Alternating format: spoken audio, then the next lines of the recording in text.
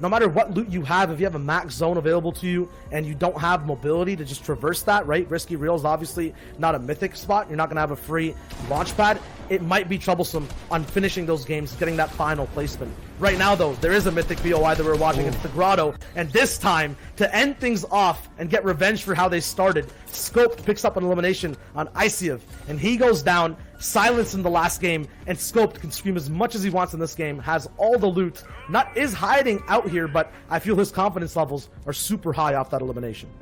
Yeah, Scourge, we saw him go down early in game 1. He was one of the first people to go down in this entire tournament. You have to think that rocked him a little bit, but he's finding his pacing again. We talked about in one of the qualifying weeks, he actually posted on Twitter quite vocally that he was having a rough tournament. That was game 2, and then he completely turned around and came out winning it. So he's one of those players that can reset and perform regardless of emotions, as Miro takes down Mikey, who we saw right up there in 2nd place, and I think he's dropping a little bit on the leaderboards.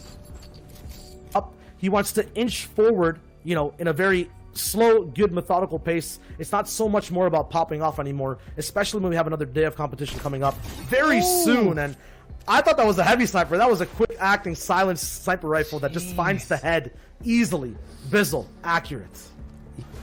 It's one of my favorite fights to watch when they're in these like buildings where you can't really go for height. It doesn't really turn into its Mega, who's been dropping on the coastline outside Rig. Mega looks like he's having a bit of a rough day today. He was outside there, dropping down a little bit. He was in the top 10. Let's see, maybe finishing out game 6. He might be dropping out of there as Perplexity, one of those players that's right down the leaderboard, is starting to jump back up to what Mega was in. Not is he having trouble in early game where people are just getting right to his boxes, he's not making it out of his POI. It's these sections, choosing the proper fights, getting those free eliminations from third parties. He usually fumbles up in these scenarios. Right now though, fixing it up, being in a very good secluded situation or in a good position, getting shots off. It's a fast elimination, 83 left alive, so there's a big game in front of him, but he's choosing to fight here. Yeah, I want to see where this minigun has come from. This might be Grotto loot. This could potentially be maybe Scopes, who we saw winning out the Grotto and we tuned back in. I think that might be the closest minigun to this area. So maybe this is Scope in this fight, trying to be a little bit more aggressive here. Lost his elimination. Might get a bit emotional over that one. That was 4 free points that slipped away from him, only being taken by Stacky with a few shots. But Stacky now put on the back foot as well, getting beamed up and then peaks the same height again. And now he's down to 3 health. Stacky needs to be careful. I don't think he's respecting this enemy in the distance enough. Yeah, right now getting tagged down. This was the issue he's had in so many other fights. It's always someone else that influences his position, his power in these mid-game fights, and then ultimately the person he was fighting then just gets an upper hand. Yeah, Code Genesis, he has a big area to cover in this drop spot. Me and Sundown were talking about a little bit earlier, thinking this area is not that strong. I would disagree that it is one of those decent drops because it gets you just this, that heavy sniper. Anytime you get a heavy sniper, and just like that, there it is, almost like it was predicted. Thank you, Genesis, backing up my point. The heavy sniper, one of the best weapons in the game right now. P-God. With people phasing into his box, he has Zate in his grasp, and he does get a few shots off. It gets reset. The middle ramp, the piece in the middle of the box, so important. Arab controls it, has the ball as well, but Zate has the shot, and in a very impressive fight, a one that lasted maybe longer than it should have, Zate. And he's trying to close this one out a little bit quicker, like we said, than Zay closed it out, because there's more eyes on this one. Zay could take his time. Acorn can't here, and he needs this elimination more than I think anyone I've seen today. 2 small fries, all he has to his name, but there it is. Walkman going down, and I think Acorn, nice little upgrade. He's got the small fries to floppers and picks up the minis. Acorn needed that, and he executed on it perfectly. Yeah, especially for Storm Surge as well. The question is, though, or the thing I've noticed, Walkman, every time someone gets into a fight with him, win or lose, they're usually down with or at less HP than what they started off with, and it actually affects the rest of their game on rotation. And people usually choose to pick that fight because of things like Surge, because of their position. So Walkman will still have an everlasting effect on this final game. Still though, 72 people left alive. Second zone now going to start closing in at some point when it locks. That Storm Surge will go down. I don't think that'll be too likely though, because one more person needs to go down. It might be right here. Newell trying to make it happen. Gets that big 2-tap onto Shark. And I believe that Newell was fighting Shark all the way over at Yacht, at least by default off spawn in a few scrims. Might have not happened this game, but chases him down all the way to land, and then finally picks him up over near Salty Springs. Right now, just look at the things he's doing, taking long-range SMG shots at 35 points. It seems slightly, I don't know, desperate of sorts, but meanwhile we have people like Roller just sitting in their boxes all ominously. Okay, never mind. Did he know that Roller might have not just had any materials? I'm not sure, but this strategy pays off. I don't have any reason to why, who, or how, but I'm impressed by Bully. Yeah, Bully News saying we did. You've always got to give benefit of the doubt as well. We watch a lot of Fortnite. These guys play a lot of Fortnite, though. Top 100 in NA East, one of, if not the most competitive regions in the world. And Bully obviously News saying we did. We see Furious in the distance, maybe coming in to capitulate on that. We haven't seen too many of those teammate engagements there. We've got a lot of really good duos in here today. And we see Who Fishy Cares spraying down Zay. So he went from such a good position outside of Sweaty, and he gets sprayed down. And we see the launch pad falling, the flopper falling, all those things that could have easily, look at the legendary loot. He had everything he needed to close out game 6, but just falls short, unfortunately. And we talk about those reboot rounders, though. Blood here, one of the players who had a phenomenal performance yesterday, so maybe still having some impact on the lobby. Definitely trying to find his way through there. Could get that airdrop too. We have Smack taking on Sizz Lucky. Stacky inside the box. Not looking too stacked, but now maybe jumps down. Gets a really nice shot on Tuxie, but no. Smack is above him there. Gets taken out. Smack has all this loot, but he is on edge zone, and he needs to make his way through. He's going to sit here and use this med kit, which tests the waters. A bit too cold, a bit too deep. He backs off. Yeah, and he's inside the cone. Very smart play. The Ghost Runner, he knows inside the cone. No, incredibly smart play. I didn't even see that coming. Severe. He knows it's inside the cone, so I can't come through that wall because you have 2 pieces in between me. But you've pinned yourself with only 1 piece below you. Nut comes from underneath, using that low ground, and gets his refresh with the heavy snipe.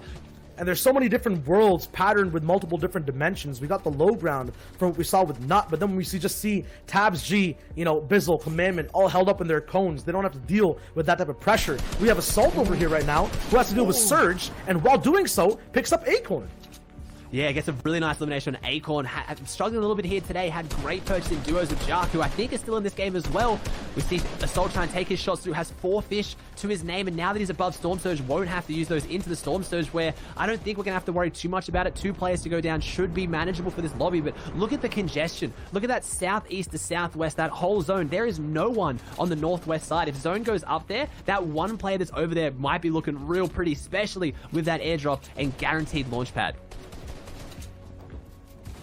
But aggression, box fight tactics, that's a completely different side of the whole puzzle. Right now, it's all about rotation, especially in the half and half zone. And Kanata takes it head first, dodging so many bullets, so many shots. He's the first one out, so it's not usually the person who's in trouble, but he gets clicks and into his own box. A big elimination. That's huge. And he goes straight in. Kanata, you said he gets out, but he gets straight into the box of clicks. He takes him down. There's going to be a lot of love lost there. Kanata focusing up, though. We haven't seen the characteristic dance. No emotes thrown down. He's focusing on this game. He knows he's in second place, and he wants to catch up here. We see Nexi and Null. Null taking down Nuts, so first place has gone down. Kanata still in second here. This is his chance to close out day 1 in the lead. And at the moment, it's all raw. He has no special tools, no RPGs. Does have a few floppers, but it's just usually just used for heals, not for big plays. We'll have Null now all the way up top, also climbing towards that board. Commandment eliminated in 42nd as well. This man was in that top 10, top 15 actually, 14th place overall. Unknown could possibly surpass him if he's alive in this game currently. Caught Genesis moving forward. Jock available here as well, and Bizzle is here too. We know Nuts down. Bizzle can climb. He's in 5th place right now. It's anyone's game to see who finishes on the top slot for NA East. It's game number 6, and the end game, the moving zones, are about to start. There's going to be a big finish. There's a lot of bragging rights on the line. We keep talking about how it's going to reward consistency and how there's 2 days, but coming out the champion of day 1 is going to be a massive mental and confidence boost going into day 2. Bizzle looking like he wants to be the one to do it, and Bizzle getting his hands on that drum gun. I don't think I've ever seen Bizzle with the drum gun before. Let's see what he can do with it. Going for the high pad, trying to find his way in, as this player down here has a really nice little spot to hold people. Needs to be careful of someone jumping in his box. Epic Whale has coined that tactic, and we saw how well it worked for Kanata on clicks to set him up into this endgame. But Bizzle trying to go for the front side, high ground retake, beautiful build coming out. Nothing flashy from Bizzle, but just very, very clean. And he has the high ground, and he has essentially double ARs for this, drum gun and AR to hold this. Yeah, but right now, just might be a bit too much for him to control. So many people flying around everywhere. Possible max overload as well on getting that entire high ground secured. Now just has a mere 800, 900 mats to play out for the rest of the whole game. And he's way too far, no harpoon to find refreshes. It's all about points right now for Bizzle. Moving closer, ever so closer on day 1 to set himself up for the $100,000 grand prize on NA East. 6 more games to follow tomorrow, but right now he's trying to cement his spot as the leader of the NA East region. We have so many people in the feed as well, taking eliminations, but it's Bizzle's game. He's on height right now. Bizzle is heating up here. I'd have to imagine if he had a couple more games today, Bizzle would extend his lead. Maybe I spoke too soon, gets taken down to 15 health. He has to drop. He's gone from in the absolute driver's position. He gets an elimination on Smack, which pops him up a little bit, but not where he wants to be, as Neon is also still in this lead. Someone who was doing very well earlier today. Kanata is still there too. It is going to be come down, I have to imagine, between Kanata and Bizzle. We have Neon in front side. On 93 though, he is in contention too. This is anyone's day to take out day one. Can Neon close it out, or is it going to go to those big names? Bizzle, Kanata, who is going to close it out, Shyo? He's out of fuel. He needs a refresh right here. Just 2 mats. Now 1 finally remaining. Gets in front of a box. There's a wall. He phases in. Does he get the elimination? Yes. It's on to TJ. He's down. And now Neon barely has any materials. 1 flopper still in a very shambles position. Has to play low ground in this top 7 situation. Surpasses Bizzle. 104 points overall. All the old high ground Ds are now lost into this low ground jungle. But who will pushback and survive? Nico getting taken out. A top 4 situation right now. Neon still no build. Just using his bullets to do all the talking. He's bobbing and weaving around builds, around floors, slightly getting stuck, but nothing can stop this man when he has his eyes set on you. It's Shaz who takes a big self RPG, and Neon and Elysia in the same box. Shaz goes down to the zone, and Neon with a huge 20-point swing. But here we go, guys. It's time to take a look. Cheater Neon with the 2 victory royales, 129 points, and Bizzle there in second with Kanata there in third, Nut in fourth, and Eclipse in fifth. Yeah, he's definitely. We saw Zay dropping down a little bit there. I saw Mega, so a lot of those big names still up there because they've had the consistency on the day, but they didn't really close out their last couple of games. Zay dropping down, Mega dropping down. We see Unknown Click still in that 20th. I think he's been there both times, so